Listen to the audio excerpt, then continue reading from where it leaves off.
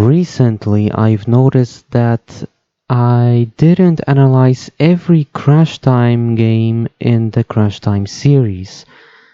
So I guess now it's the right time to finish what I've started. It's time to analyze Crash Time for the Syndicate. Also, some of my viewers are complaining that my analysis videos are way too long, so I've decided to do something different this time. From now on, my analysis videos are going to be different, or at least they will be done in a different way. Just how different? You will see in just a moment.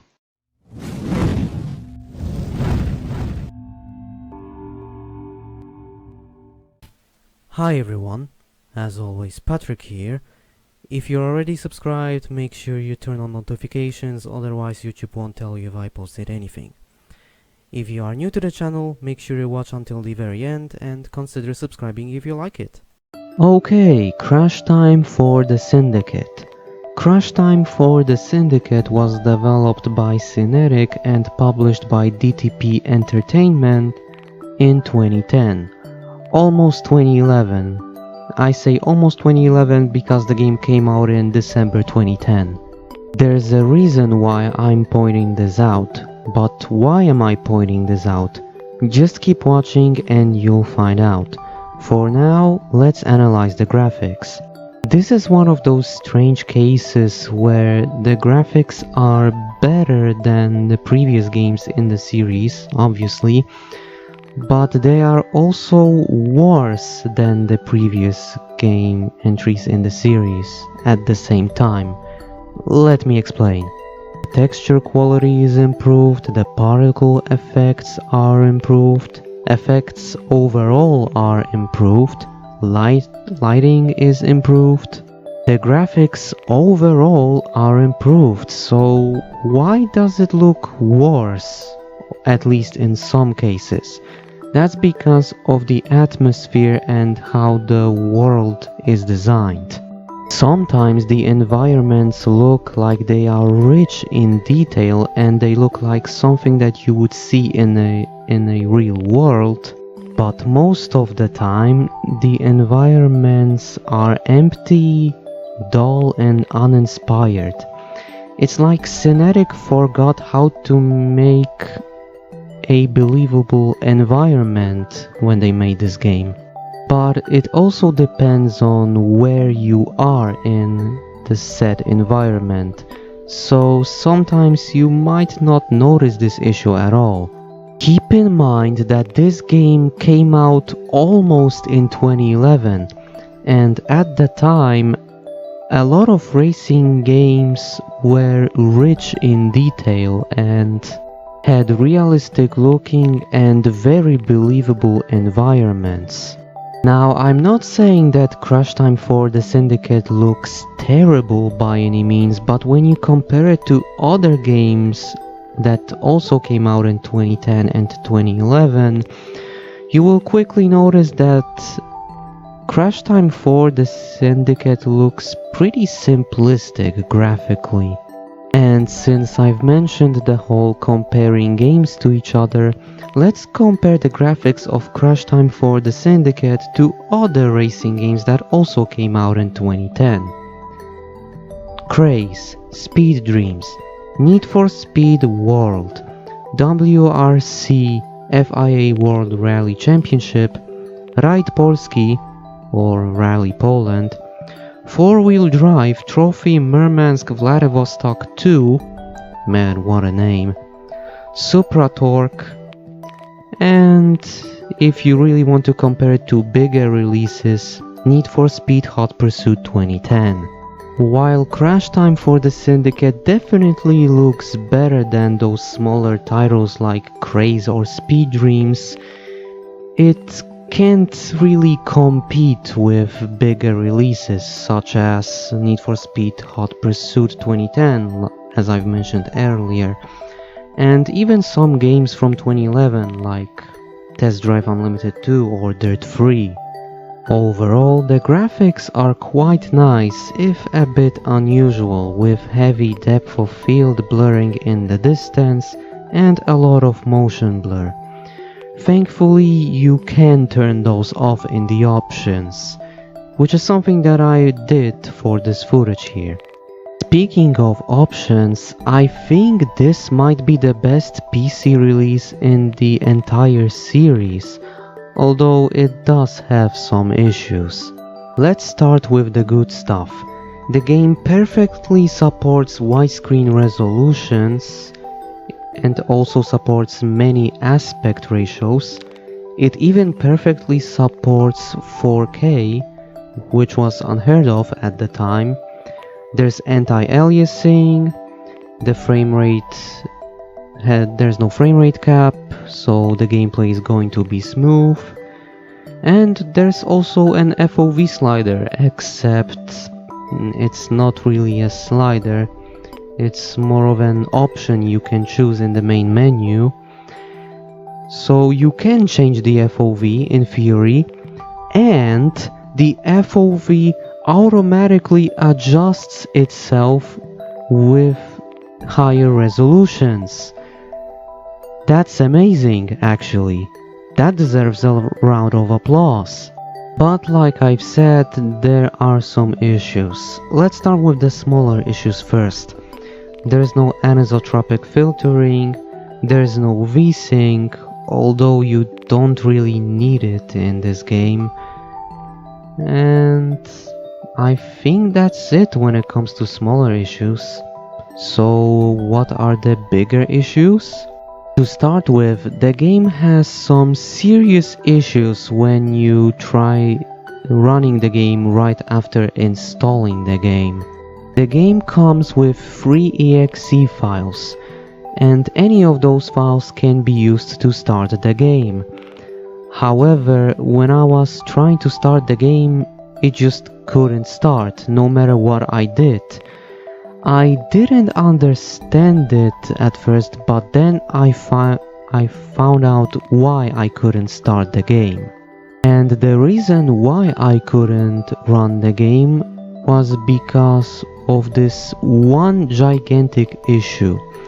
One gigantic issue that every PC gamer had to deal with back in the late 2000s and early 2010s. Games for Windows Live. Yeah, Games for Windows Live. Does anyone even remember that monstrosity these days? The game uses an outdated version of this Games for Windows Live client. And because the game never received any updates so that you can run the game without this monstrosity, you can't play the game on modern systems. It's busted. So how am I playing the game then? Well, I had to use the backup for my backup. I had to go to the basement, use my old PC that still has Windows 7 on it, which supports this outdated version of Games for Windows Live, and I played the game this way. Yeah, I've played the game in my basement. That's some dedication right there. So if you want to play the PC version, well, I hope you have a PC with Windows 7 installed. Okay, now what can I say about the stability, or in this case the optimization? Well, it depends on what PC you have. If you have a weak PC, then you might encounter lags, stutters, and sometimes an occasional frame drop. But other than that, the game didn't crash. So yeah, the PC version is decent, I guess, if you are able to fix those big issues at least. So I've talked about the graphics for 10 minutes now. I guess now it's time to talk about the story. and since the game actually has a story, I have something to say about it. Don't worry, I won't spoil anything if you have never played the game. The game starts, or the story starts, with Samir and Ben doing paperwork. While they are doing their paperwork, there's a huge chase going on, but Samir and Ben can't join the chase because they are stuck doing the paperwork. When the situation gets worse, and by worse I mean one of the drivers is unalived, Samir and Ben are forced to step in. During their investigation, the boss gets in trouble. The boss of Samir and Ben, of course. Some maniac is stalking the boss. It is assumed that the stalker wants to harm the boss. And obviously Samir and Ben can't allow that to happen. So what do? They stop the stalker and get some more info.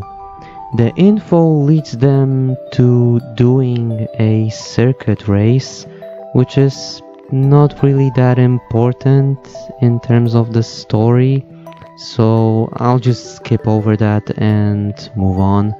Back in the office, Samir and Ben get a call from an unknown caller. The unknown caller wants to meet them. Samir and Ben agree, and then they meet the unknown caller. When they meet that unknown caller introduces himself to Samir and Ben and the players as Frank Free, a detective working undercover. Then Frank Free gives us, the players, and Samir and Ben, a 3-minute lore dump about the Syndicate.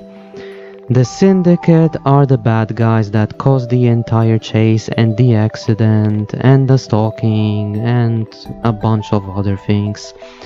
And because Frank Free can't deal with them himself, he asks Samir and Ben to do it.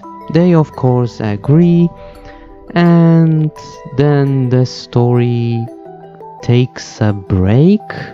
So yeah, there are the good guys, there are the bad guys, and you obviously play as the good guys and you need to stop the bad guys. There, I just summarized a 3-minute lore dump in like, what, 15 seconds? I'm going to stop myself here because, to be honest, I think you can already tell what's in store for the story. I think you can already predict what's going to happen, so that's why I'm stopping myself there. It's not the best story I've ever witnessed in a racing game, it's definitely not going to win any awards, but at least I'm glad that the story is there, and I'm also glad that the story is easy to follow. So you won't ask any unnecessary questions about what happens in the story. The story also tries to keep the player engaged by making the story suspenseful, or at least trying to keep the player in suspense. But the gameplay and the story don't really correlate with each other. It's a decent detective story, but it doesn't really fit in this kind of game. Except for those few parts that it actually fits, but it's hard to explain, but I think you know what I mean. While the story is not the best, at least it tries to be engaging. I can't say the same about the voice acting though. Hello, my hunky fellas. What can I do for ya? Feed us. Sausage and fries, please. With pleasure, love. And for your friend? The same, please. I haven't seen you two sweeties around here before. Are you lost? No. We got a good nose for delicious bratwurst. Oh, how sweet! You make an old woman's heart race again. Hey, I'm sure you've got men lining up. Only here, darling. My grumpy old man is starving at work because he left his grub at home. You should come here and have a bratwurst. His break's not long enough for that. Samir, shall we do the lady a favor and deliver a bratwurst? Are you serious?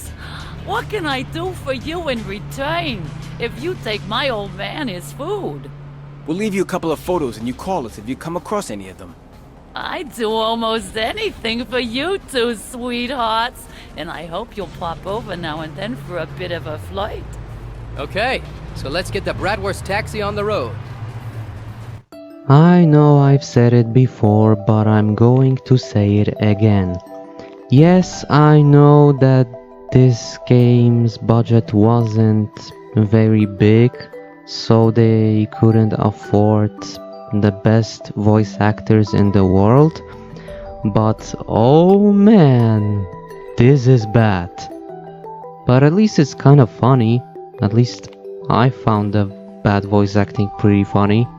You know, I wouldn't be surprised if Crash Time 5 also had this kind of voice acting, even though I've played every single game in the series at least once, so I already know what to expect, but I just felt like saying that. Okay, now that that's done, let's talk about the gameplay.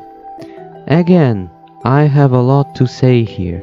In the previous games in the series, you had to complete cases.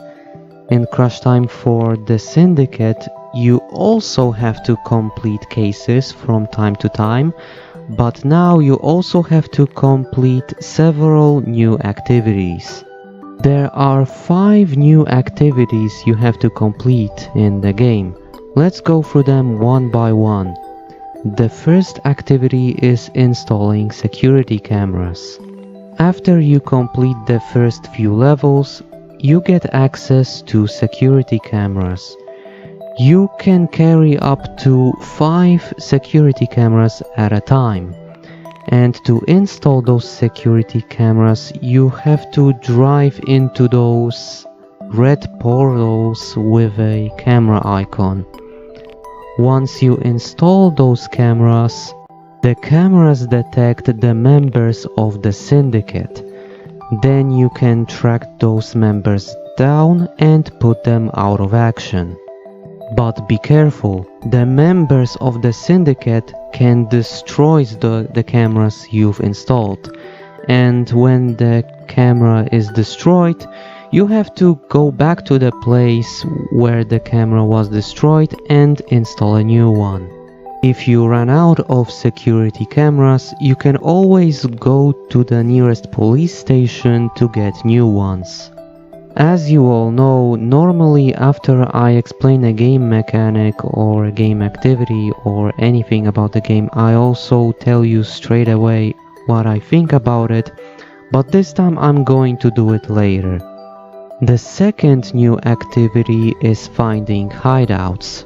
When you drive around the map, sometimes you can find magnifying glasses. Those magnifying glasses are hideouts of the members of the Syndicate. All you have to do is to drive into the magnifying glass and the hideout is exposed. Once the hideout is exposed, the members of the Syndicate can't use that hideout anymore. The third activity is making friends. Friends can give you intel on where to find more members of the Syndicate, or sometimes they can lead you towards the right direction. The fourth activity you have to complete is take down the members of the Syndicate. When you drive around the map, sometimes you can find the members of the Syndicate just driving around. When you alert them, they will try to get away from you. And when they try to get away from you, you of course have to catch them and arrest them. You can arrest them in 3 ways. You can perform a pit maneuver to stop them, use a firearm to destroy their car, or to completely smash up their car to smithereens. Do any of those and the members of the Syndicate will be forced to go through custody. Speaking of going through custody, the fifth and final activity you have to do is to transfer the members of the Syndicate to prison. When you arrest the members of the Syndicate, they sit patiently in the police department. You then have to go to the police department to transfer them to prison. During the transfer, you have to protect the convoy from random attacks. Sometimes you will not encounter any attacks, but sometimes you have to protect the convoy from other members of the Syndicate that are currently trying to destroy the convoy to free the members of the Syndicate that you have arrested. Once you transfer the members of the Syndicate to prison successfully, you put them out of action for good. Alright, now that I've talked about the new stuff, now let's talk about some other changes to the gameplay. In the previous game in the series, Crash Time 3, there was a star rating system that replaced the difficulty modes. The star rating system was used to basically judge the player on how well they've completed a case. The star rating system also made Crash Time 3 pretty easy, but that's a topic for Crash Time 3, a video that I've already made. Crash Time 4 got rid of that system and instead went back to the standard difficulty modes: easy, normal and hard.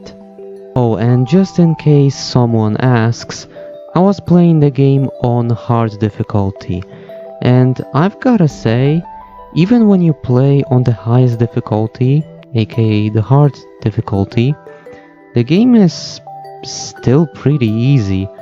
I was able to complete most missions without any problems, same for the activities really. I even turned off all of the driving aids and the game was still easy. Oh, also there will be a lot of comparisons with Crash Time 3 since both of those games are pretty similar to each other. Now that I've said this, I also have to talk about two things that Crash Time 3 introduced, and those two things are the things that Crash Time 4 carried over: the drone and the firearm. The firearm is identical to the one from Crash Time 3, same mechanics, same controls, same everything, so I suggest you watch my Crash Time 3 analysis video if you want to find out how the firearm mechanic works. The drone is just as useful as it was in Crash Time 3, and this time you can only use it once throughout the entire game. Now I can finally talk about the stuff I always talk about: the damage model, the physics, the handling, and other stuff like that. Let's start with the first one. The Crash Time games are well known for having good damage models, and Crash Time 4 is no exception. Crash Time 4 doesn't have licensed vehicles, just like the other games in the series.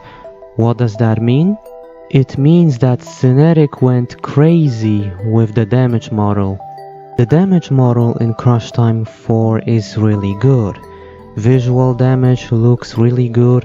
Damage also affects the handling, especially the nitro or boost or whatever you want to call it.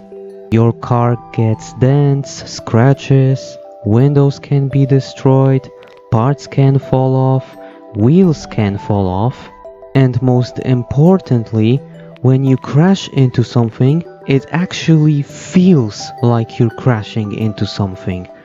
something that not many racing games do well. Now let's talk about the physics. The physics in Crash Time 4 are pretty good, but they have some issues. In the previous games, cars felt okay to drive, but they also liked to spin out. Assuming you played those games without turning on the Arcade Plus mode.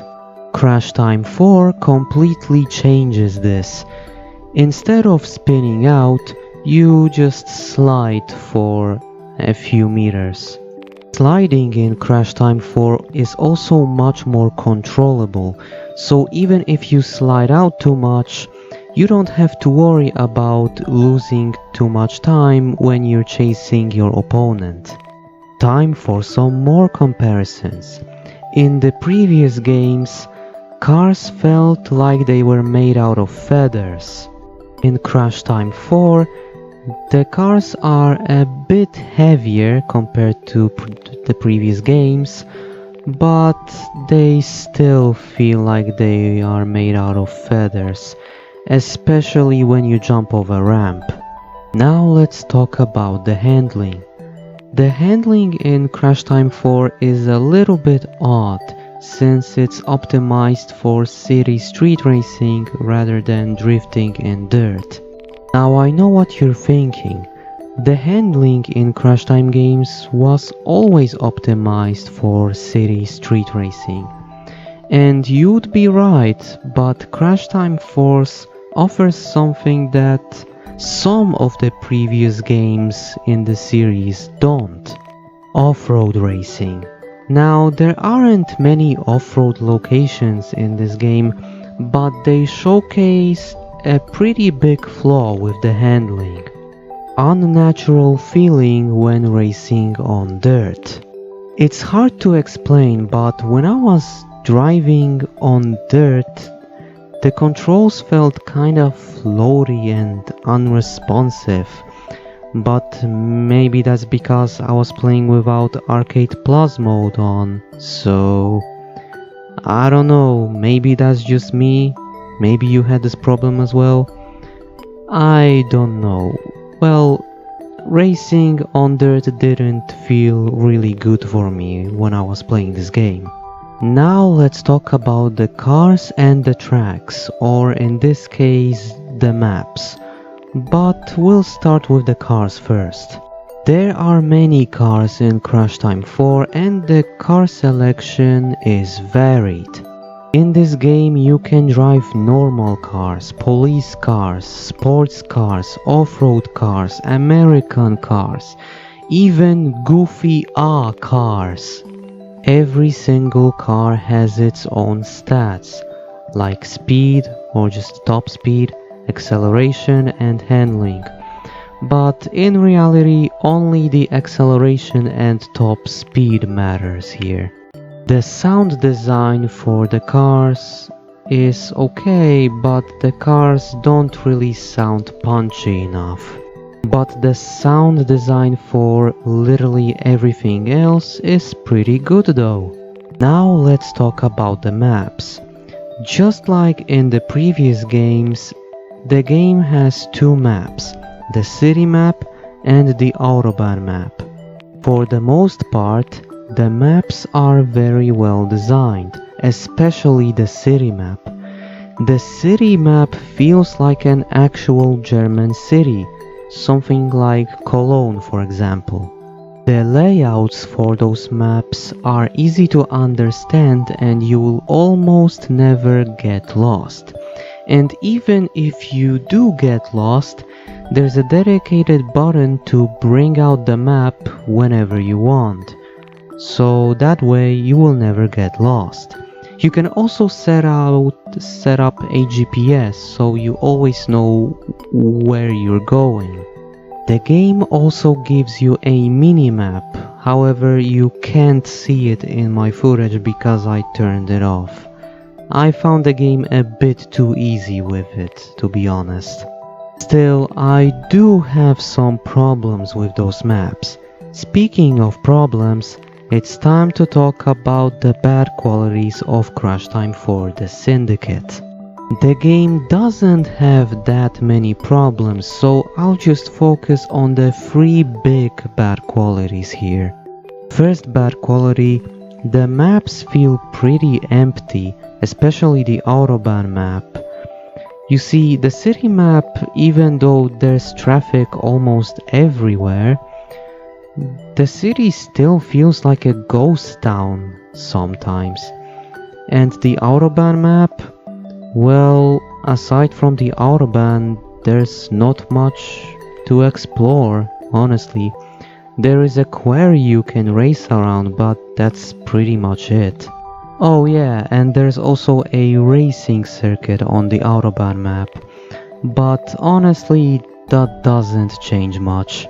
And speaking of the racing circuit, there are racing circuit missions, and this is another bad quality. The racing circuit missions are pretty boring in this game. Now hear me out. Yes, I know Crash Time 3 also had circuit racing missions, but those racing circuit missions in Crash Time 3 were actually engaging. In Crash Time for the Syndicate, they're just boring. Not to mention they don't really add much to the story. So you just do them as a side quest. And since this is a boring side quest, this is a problem. I feel like I could have worded that one better. Whatever. At least the racing circuit itself is well designed, so not everything about those circuit racing missions is terrible, but racing on a circuit constantly is pretty boring and repetitive after a while. And speaking of repetitive, this is Crash Time 4's biggest problem. The game is extremely repetitive. Do you remember when I was talking about the cases and those new activities you have to complete? That's all you do throughout the entire game. I wouldn't have a problem with this if the activities changed some rules over time, but those activities are always the same. You do the same activities with no changes over and over again. At least those few cases that you do are different, but that doesn't really say much. And you know what? I'm gonna say it. The repetitiveness of Crash Time for the Syndicate puts the repetitiveness of Expand Rally Extreme to shame. I could repeat everything I've said up to this point just to show how repetitive Crash Time 4 really is, but I think I've said everything that needed to be said about the game, so let me just quickly summarize the game. In conclusion, Crash Time for the Syndicate is still a pretty good game all those years later.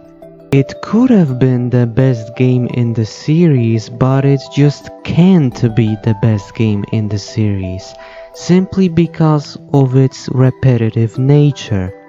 As of right now, Crash Time 3 stays as the best game in the Crash Time series. At least for me anyway. Thankfully, I can end this video on a positive note. If you enjoyed previous Crash Time games, you will enjoy this one as well. If you didn't enjoy the previous Crash Time games, honestly, don't bother with this one. But hey, at least Crash Time for the Syndicate isn't Crash Time 5 Undercover. We'll get to Crash Time 5 Undercover in due time though. But that pretty much sums up everything I wanted to say in this analysis video. Thank you for watching, and I'll see you next time.